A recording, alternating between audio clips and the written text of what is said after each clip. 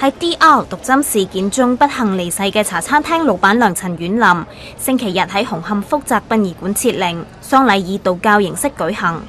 陳婉琳嘅丈夫同埋個女難掩失去至親嘅悲痛，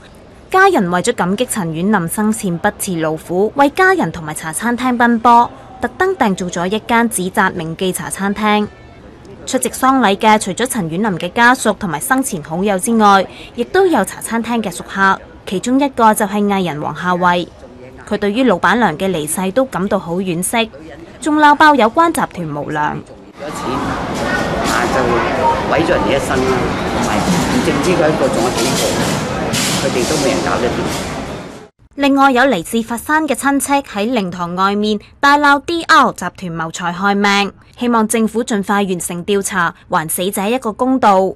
據知 DR 集團未有派代表去到靈堂，而且到依家都仲未聯絡死者家屬交代事件同埋商討賠償事宜。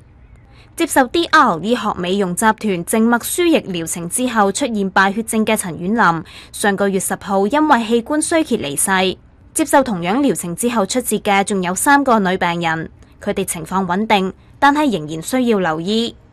ONTV 東方電視新聞台報道。